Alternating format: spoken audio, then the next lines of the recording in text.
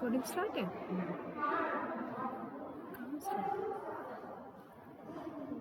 Start है recording. Stop share record कहाँ हो रहा है? अच्छा side. Okay good morning students.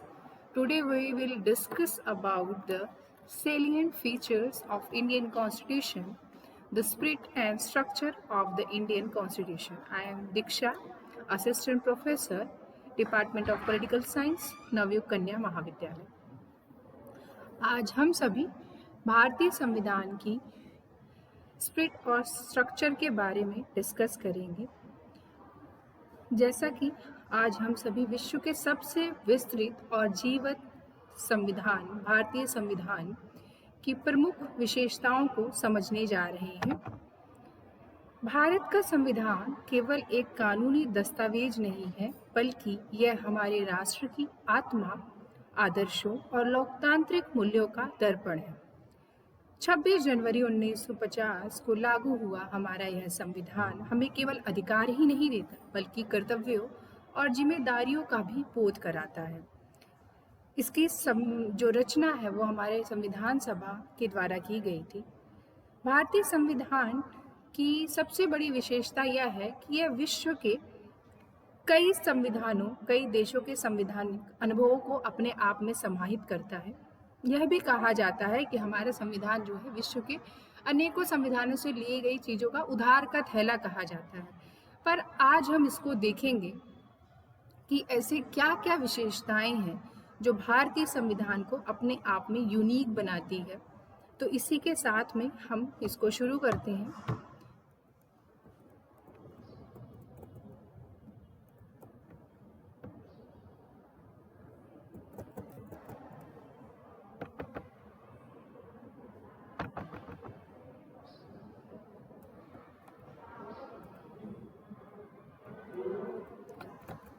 सबसे पहले हम यहाँ पर बात करेंगे इंडियन कॉन्स्टिट्यूशन के इंट्रोडक्शन के बारे में.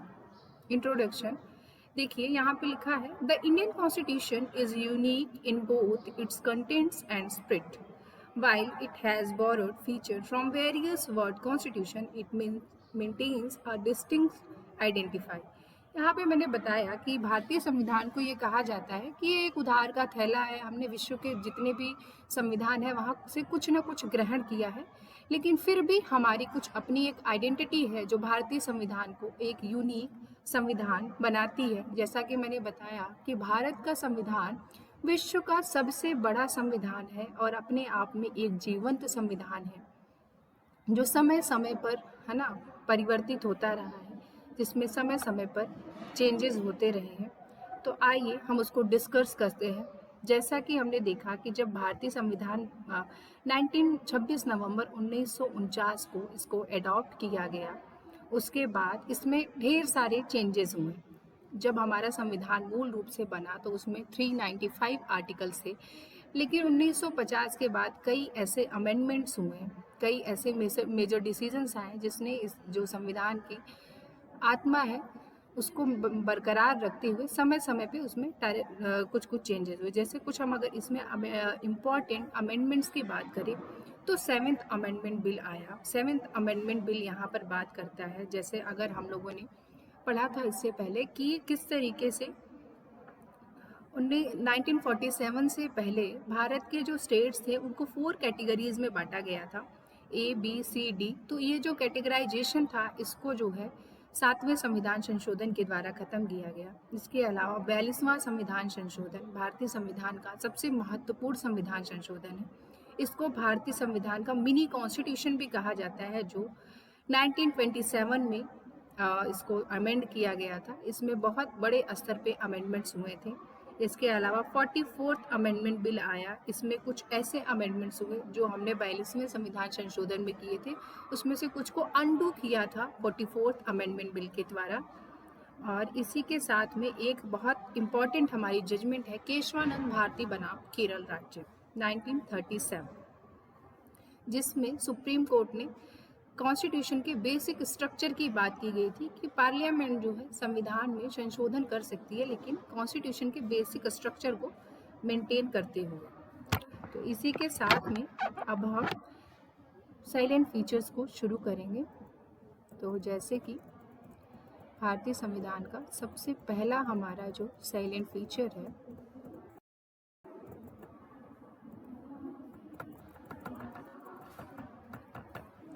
Lengthiest and written constitution in the world.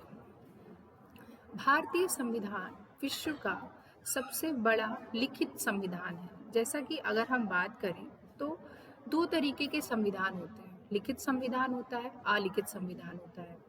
लिखित संविधान में सबसे पहले बात करें तो यूएसए ने सबसे पहले रिटन कॉन्स्टिट्यूशन का शुरुआत की थी अपने यहाँ पर। यूएसए का जो संविधान है वो विश्व का सबसे छोटा संविधान है, केवल 7 आर्टिकल्स और 27 अमेंडमेंट्स अभी तक हुए हैं। तो हमने वहाँ से जो है लिखित संविधान का कॉन्सेप्ट लिया। तो भारत के संविधान को भी हम लिखित संविधान कह सकते हैं। लिखित संविधान कहा किसको जाता है? रिटन कॉन्स्टिट्यूशन ऐसा कॉन्स्टिट्यूशन होता है जिसको एक टाइमलाइन के बीच में किसी कॉन्स्टिट्यूशनल असेंबली के द्वारा बनाया जाता है और उसको जो है लिखितबद्ध किया जाता है। उस तरीके के संविधान को हम बोलते हैं लिखित संविधान। अलिखित संविधान क्या होता है? अलिखित संविधान ऐसा नहीं है कि वो अलिखित होता है। अलिखित संविधान इस तरीके के कॉन्स्टिट्यूशन को बोलते हैं जो अनकोडिफाइड होता है। जैसे अगर हम बात करें तो ब्रिटेन, यूके है ना, ब्रिटेन का कॉन्स्टिट्यूशन कहा जाता है कि अनरिटन है। कहीं पे भी है ना कोई ऐसी कॉन्स्टिट्यूशनल असेंबली नहीं बनाई गई जिसके द्वारा वहाँ के कॉन्स्टिट्यूशन को जो है क्रमबद्ध तरीके से कोडिफाइड किया गया हो। तो इसीलिए अगर हमें यहाँ पे अपने एग्जाम पॉइंट ऑफ व्यू से याद करना है कि अगर है ना विश्व का सबसे पहला लिखित संविधान यूएसए का कॉन्स्टिट्यूशन है और अलिखित संविधान ब्रिटेन, और भारत का संविधान यहाँ पर क्योंकि है ना लेंथीएस्ट रिटन कॉन्स्टिट्यूशन है तो विश्व का सबसे बड़ा लिखित संविधान है। भारतीय संविधान में जब ये बना था तो उस समय ओरिजिनली 1949 में 1 प्रियम्बल 395 आर्टिकल्स, इसको 20 पार्ट्स में बांटा गया था और 8 शेड्यूल थी, 8 अनुसूचियों में विभाजित किया गया था। प्रेजेंटली अगर हम बात करें तो अभी भी भारतीय संविधान में एक प्रस्तावना है, इसको 25 पार्ट्स में बांटा गया है और अब ये शेड्यूल बढ़ के 8 से 12 हो गए हैं। आर्टिकल्स देखिए यहाँ पे दिया है कि प्रेजेंटली है ना लगभग अप्रॉक्स 470 के आसपास अनुच्छेद हैं, लेकिन एक चीज़ समझिएगा कि आपको कहीं पर भी लिखित है ना 396वां या 97वां आर्टिकल नहीं मिलेगा। ये जो आर्टिकल्स बढ़े हैं ये 395 आर्टिकल्स के अंदर ही कोडिफाइड है। जैसे कि अगर हम बात करें तो 51A ऐड हुआ, इस तरीके से जो है अलग अलग जो है आर्टिकल्स ऐड हुए हैं, कुछ आर्टिकल्स हटे भी हैं। तो अभी वर्तमान में है ना हमारे पास एक प्रियम्बल है। अगर ओरिजिनली पूछा जाए तो 395 आर्टिकल्स हैं और 22 पार्ट्स और 12 शेड्यूल हैं, 12 अनुसूचियां हैं। इसी के साथ में हम इसके आगे डिस्कस करते हैं। प्रियम्बल देखिए क्या होता है। प्रियम्बल किसी भी देश के है ना, प्रियम्बल हमने कहाँ से लिया? प्रियम्बल हमने यूएसए के कॉन्स्टिट्यूशन से बोरो किया है। प्रियम्बल बेसिकली एक प्रस्तावना होती है किसी भी संविधान की जो बताती है कि उस देश का संविधान किन आदर्शों और मूल्यों पर आधारित है। अब हमारा जो सेकंड सैलिएंट फीचर है कि ड्रॉन फ्रॉम वेरियस सोर्सेस, यहाँ पर कहा जा रहा है कि भारतीय संविधान में हमने बहुत ढेर सारी चीज़ें जो हैं अलग अलग संविधानों से ली है। क्या कहाँ से लिया है? तो इसमें जो है अगर हम देखें तो जो इसका स्ट्रक्चरल पार्ट है, नेशनल मूवमेंट में हम सभी ने पढ़ा था 1935 का गवर्नमेंट ऑफ इंडिया एक्ट, जिसमें से कई ऐसी चीज़ें थी जो हमने 1935 के गवर्नमेंट ऑफ इंडिया के एक्ट से ली थी, जो वहाँ के स्ट्रक्चरल पार्ट को डिनोट करता है। उसके आगे बहुत सी ऐसी चीज़ें हैं जो हमने अलग अलग कॉन्स्टिट्यूशन से अपने अकॉर्डिंग उसको अडॉप्ट किया। जैसे कि अगर हम कुछ एग्जाम्पल्स हैं, फंडामेंटल राइट्स का कॉन्सेप्ट हमने अमेरिका के संविधान से जो है लिया। इसके अलावा directive principles Ireland, fundamental duties Russia के कॉन्स्टिट्यूशन से ली गई, और जो इसका पॉलिटिकल पार्ट है ना, जैसे कि पार्लियामेंट्री सिस्टम वो हमने ब्रिटेन के संविधान से लिया। फेडरल सिस्टम संघीय शासन व्यवस्था वो हमने कनाडा के कॉन्स्टिट्यूशन से बोरो की है। तो इस तरीके से इसको हम आगे अभी डिटेल में पढ़ेंगे जब हम भारतीय संविधान के, है ना, और अलग लेक्चर्स लेंगे। तो यहाँ पे एक विशेषता ये है कि कहा जाता है कि भारतीय संविधान वेरियस सोर्सेज से ड्रॉन है। हमने विश्व के अलग अलग संविधानों से कई सारे सोर्सेज को अपने अकॉर्डिंग एडॉप्ट किया है। नेक्स्ट हमारा फीचर है ब्लेंड ऑफ रिजिडिटी और फ्लेक्सिबिलिटी। रिजिडिटी और फ्लेक्सिबिलिटी क्या होता है? कहा जाता है भारतीय संविधान कठोरता और नम्रता का मिश्रित रूप है। एक विशेषता ये है, कोई भी संविधान को किस कैटेगरी पे या किस बेसिस पे हम कह सकते हैं कि यह कठोर संविधान है या फिर नम्र संविधान है। तो आइए पहले इसको समझते हैं। जैसे कि कहा गया कि blend of rigidity and flexibility, तो पहले हम बात करेंगे कि रिजिडिटी क्या होती है। किस संविधान को हम कठोर कहते हैं? किसी भी देश की संविधान में संशोधन करने की जो प्रक्रिया है, उसमें जो मूलभूत परिवर्तन करने की जो प्रक्रिया है, उसके बेसिस पे हम कह सकते हैं कि यहाँ का संविधान कठोर है या फिर नम्र है। भारतीय संविधान दोनों का मिश्रित रूप है। हमने कठोरता और नम्रता का मिश्रण अपने यहाँ पे अपनाया है। जैसे कि अगर रिजिडिटी की बात करें तो requires a special procedure for amendment. Rigidity, US का संविधान, यूएसए का कॉन्स्टिट्यूशन कहा जाता है कि कठोर संविधान है। क्यों?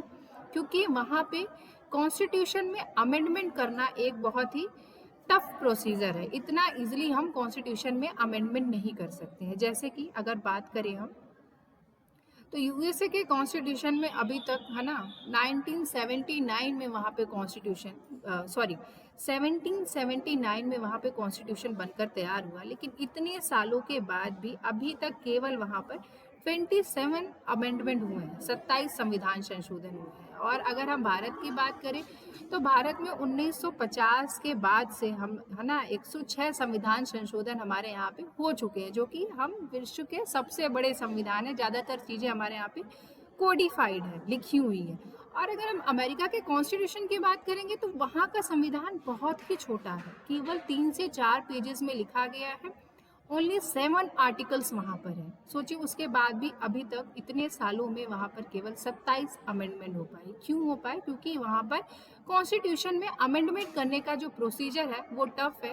वहाँ पे 2 टाइप से, वो हम डिटेल में डिस्कस करेंगे। वहाँ पे 2 टाइप से अमेंडमेंट होता है वहाँ पे, है ना। आपको अगर कॉन्स्टिट्यूशन में अमेंडमेंट करना है तो जो वहाँ की फेडरल गवर्नमेंट है उसके द्वारा 2/3 मेजोरिटी से पास होने के साथ साथ स्टेट्स का भी हाफ, जो स्टेट्स हैं उनके द्वारा पास होने के बाद ही कोई अमेंडमेंट हो पाता है। तो इसीलिए मैक्सिमम जो वहाँ पे बिल होते हैं वो आधे वैसे ही ख़त्म हो जाते हैं, बहुत ईजिली वहाँ पे अमेंडमेंट नहीं होता है।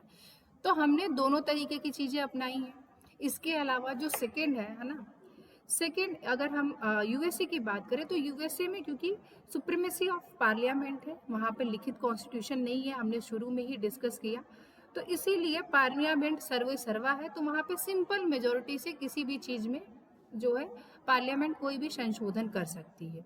तो हमने भारत में दोनों तरीके की चीज़ें अपनाई हैं। जैसे कि अगर हम अमेंडमेंट प्रोसीजर्स की बात करें तो भारतीय संविधान के आर्टिकल 368 में 2 टाइप्स के अमेंडमेंट की बात की गई है। एक अमेंडमेंट की बात की गई है कि सदन में special majority of parliament 2/3 members present and voting. यहाँ पे कहा गया है कि एक हम अमेंडमेंट कर सकते हैं, है ना, विशेष बहुमत के आधार पर। सेकंड कैटेगरी की बात की गई है कि स्पेशल मेजोरिटी भी होनी चाहिए plus ratification by half of the total states.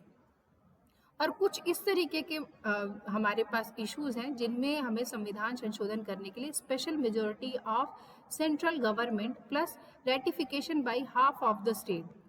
मतलब कि जो हमारे यहाँ जितने राज्य हैं उनके आधे राज्यों के द्वारा उसका रेटिफिकेशन होना चाहिए, तब जाकर के संविधान में संशोधन हो सकता है। तो एक ये जो प्रोसीजर है ये एक टफ प्रोसीजर है। इसके अलावा एक हमारे यहाँ पे ये भी है जो 368 में नहीं लिखा गया है। उसके अलावा एक प्रोविज़न है, some provisions can be change by a simple majority. कुछ ऐसे संविधान संशोधन भी है जिनको हम साधारण बहुमत के द्वारा भी पारित करके, पास करके संविधान में इजीली संशोधन कर सकते हैं। तो हमने इसीलिए दोनों तरीके के मेथड को अपनाया है।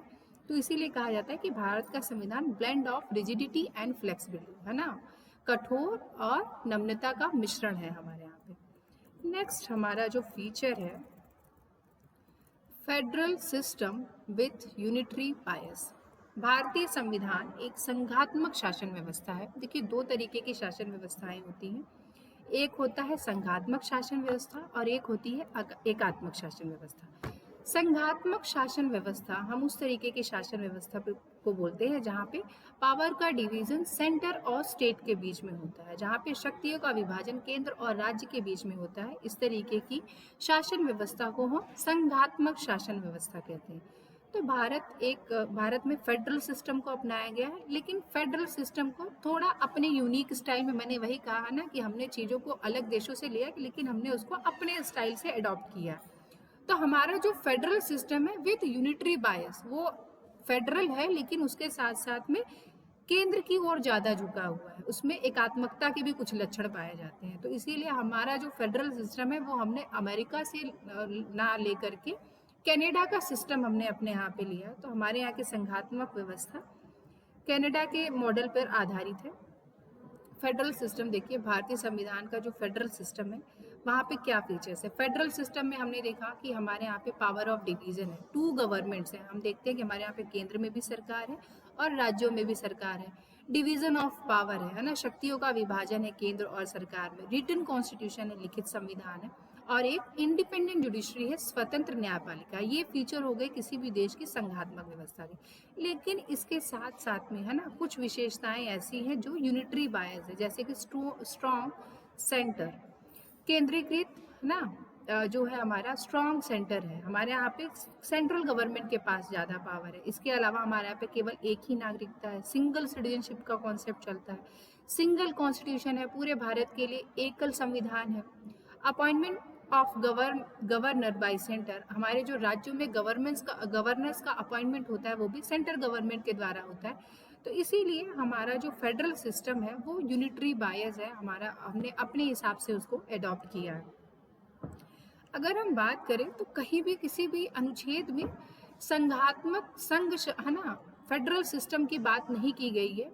अगर आर्टिकल 1 की बात करें तो article 1 describe India as a union of state implying the state cannot secede and the union is not a result of voluntary agreement। यहाँ पे देखिए क्या कहना चाह रहा है हमारा अनुच्छेद 1 बोलता है कि भारत राज्यों का एक संघ है। मतलब यहाँ पे कहा जा रहा है कि भारत जो है राज्यों के द्वारा जो है एक संघ के रूप में निर्माणित है। तो हम कहते तो हैं कि हमारे यहाँ पे फेडरल सिस्टम है, लेकिन हमने उसको अपने आवश्यकता के अनुसार उसको थोड़ा सा उसमें चेंजेस करके उसको यूनिटरी बायस किया है, जैसे कि मैंने बताया है ना कि यहाँ पे क्या ऐसे फीचर्स हैं।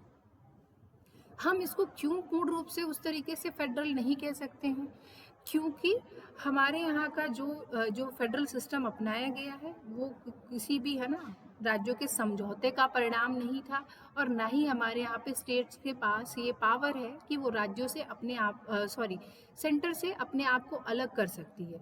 तो इस वजह से हमने जो है थोड़ा सा चेंज अपने यहाँ पे सिस्टम अपनाया, फेडरल सिस्टम विद यूनिटरी बायस के साथ में।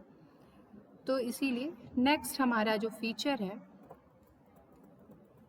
Parliamentary form of government.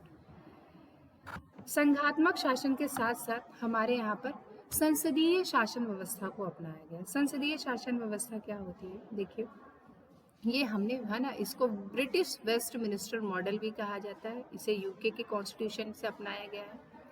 2 types के है ना फॉर्म ऑफ गवर्नमेंट है, पार्लियामेंट्री है, प्रेसिडेंशियल है।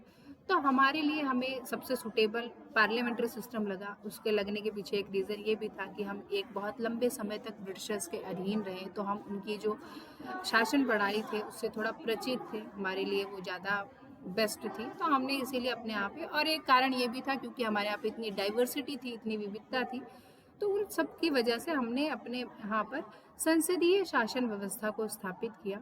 संसदीय शासन व्यवस्था है ना establish at both the centre and state level. अभी हमने बताया कि क्या है हमारे यहाँ पे संघात्मक व्यवस्था है, पावर का डिवाइडेशन सेंटर एंड स्टेट में। इसीलिए हम देखते हैं कि हमारे यहाँ पे केंद्र सरकारें होती हैं और राज्य सरकारें होती हैं। केंद्र सरकार में हम राष्ट्रपति प्रधानमंत्री को देखते हैं, उसी तरीके से राज्यों में आपके गवर्नर और मुख्यमंत्री होते हैं।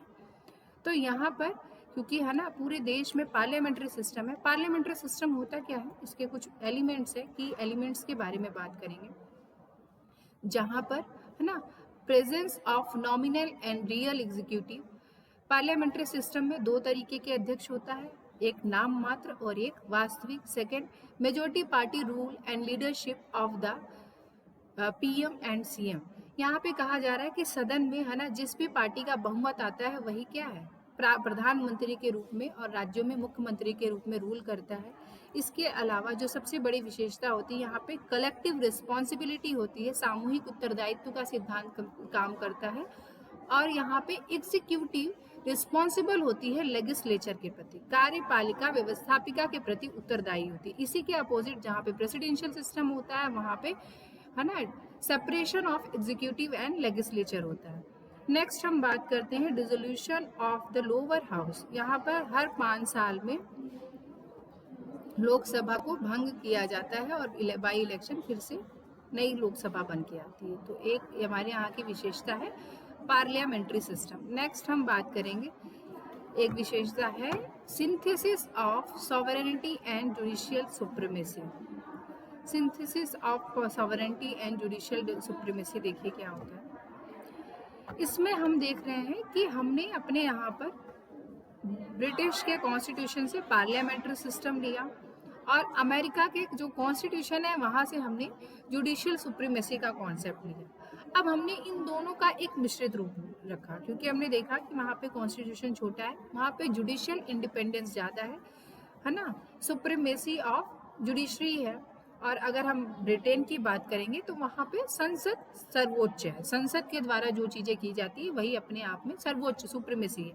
बट हमने देखा कि हमारे यहाँ पर इन दोनों का सिंथेसिस है, पार्लियामेंट्री सिस्टम भी है और इंडिपेंडेंट जुडिशरी भी है, तो दोनों का एक सिंथेसिस किया गया है।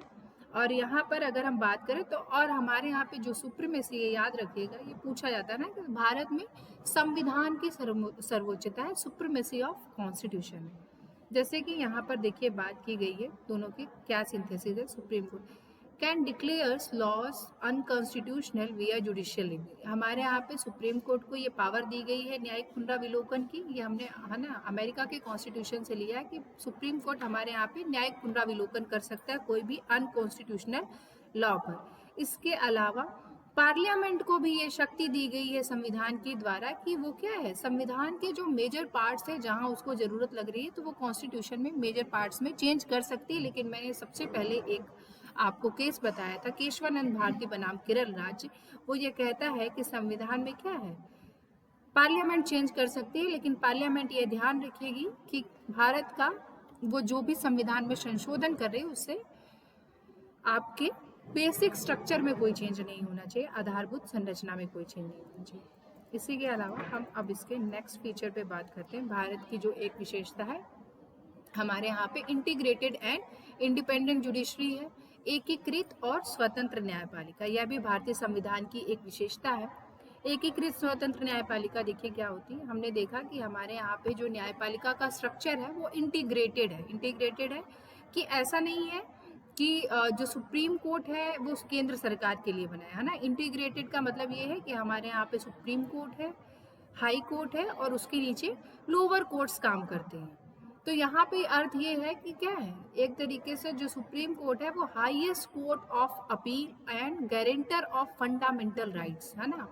हमारे यहाँ के सुप्रीम कोर्ट को हम बोलते हैं कि हाईएस्ट कोर्ट ऑफ अपील है। आप हाईएस्ट क्या है, सुप्रीम कोर्ट तक अपील कर सकते हैं, वही आपको अंतिम न्याय देने का माध्यम है। और फंडामेंटल राइट्स अभी हम आगे पढ़ेंगे, एक फीचर है तो वो उसका गारंटर है।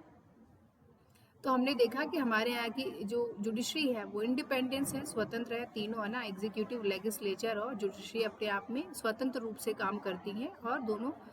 तो यहाँ पे एक अलग हायरार्किकल स्ट्रक्चर है, टॉप पे सुप्रीम कोर्ट, स्टेट लेवल पे हाई कोर्ट्स एंड उसके नीचे डिस्ट्रिक्ट कोर्ट्स है। अगर यही हम देखेंगे है ना तो अमेरिका में वहाँ पे फेडरल कोर्ट्स होते हैं, स्टेट के लिए अलग कोर्ट्स होते हैं। तो इसीलिए हमने कहा कि हमारे यहाँ पे इंटीग्रेटेड जुडिशरी सिस्टम है। क्यों है ना, हमने जुडिशियल ऑटोनॉमी भी अपनाई है। इनके पास क्या होता है, सिक्योरिटी ऑफ टेन्योर है, फाइनेंशियल इंडिपेंडेंस होती है, कंडक्ट इम्यूनिटी होती है, पोस्ट रिटायरमेंट रूल्स होते हैं एंड कंटेम्प्ट पावर्स और सेपरेशन ऑफ पावर का कॉन्सेप्ट काम करता है। इसके बाद हम नेक्स्ट विशेषता पे जाएंगे। तो भारतीय संविधान की एक विशेषता यह भी है कि हमने अपने संविधानों में फंडामेंटल राइट्स को शामिल किया गया। भारतीय संविधान के भाग 3 में आर्टिकल 12 से लेकर के 35 तक फंडामेंटल राइट्स के बारे में बात की गई। 6 फंडामेंटल राइट्स हैं हमारे पास। कौन से हैं?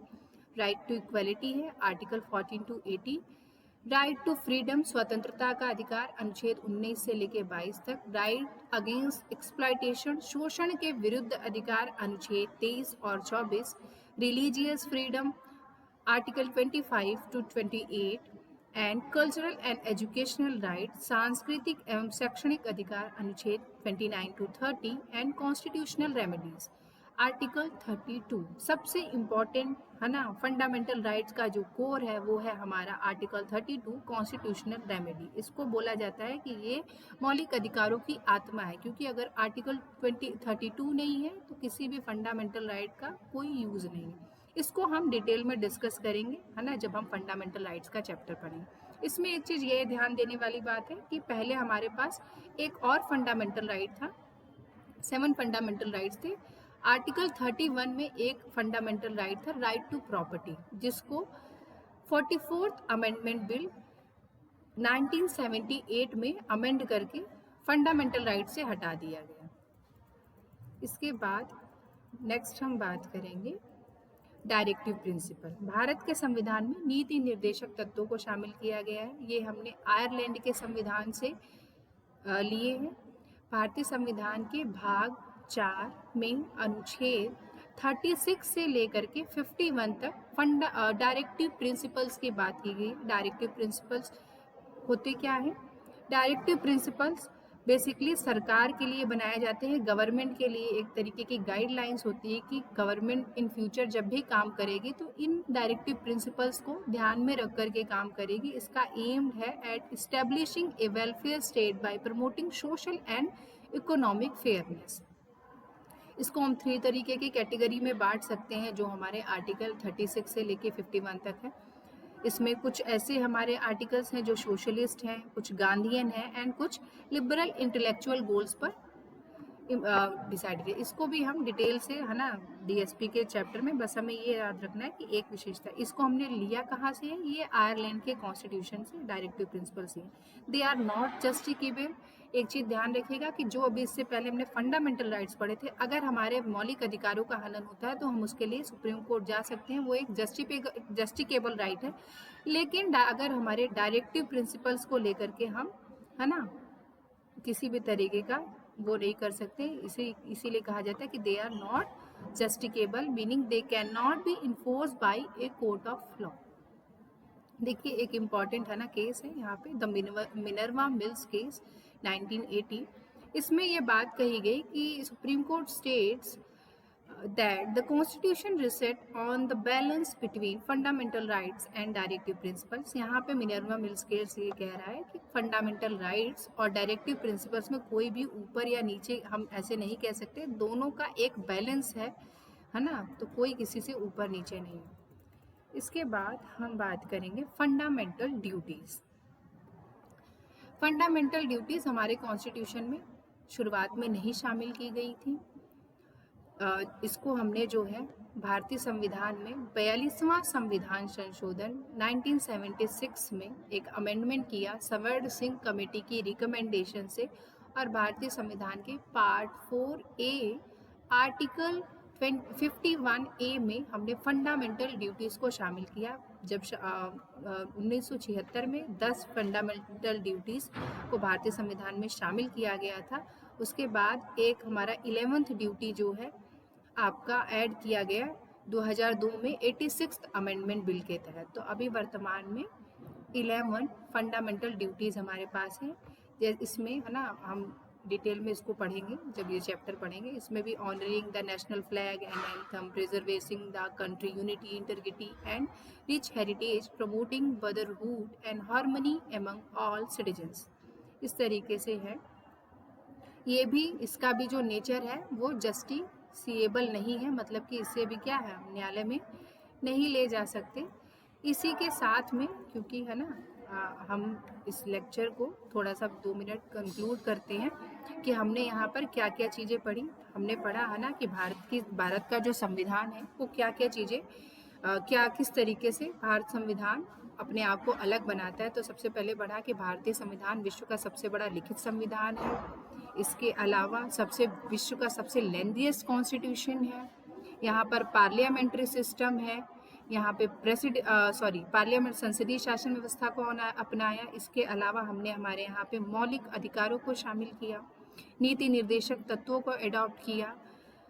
इसके अलावा यहाँ पे भारत की जो व्यवस्था है वो संघात्मक शासन व्यवस्था है, और फंडामेंटल ड्यूटीज और डीपीएसपी, इन सब के बारे में हमने बात की और देखा कि हमने कई सोर्सेज जो है अलग अलग कंट्रीज से लिए। अभी इसमें और भी हमारे फीचर्स हैं जिसको हम है ना आगे दूसरे लेक्चर में कवर करेंगे। इसी के साथ में हम इस लेक्चर को कंक्लूड करते हैं। आपको कोई भी समस्या हो तो आप मुझे कमेंट में बताइएगा। इसी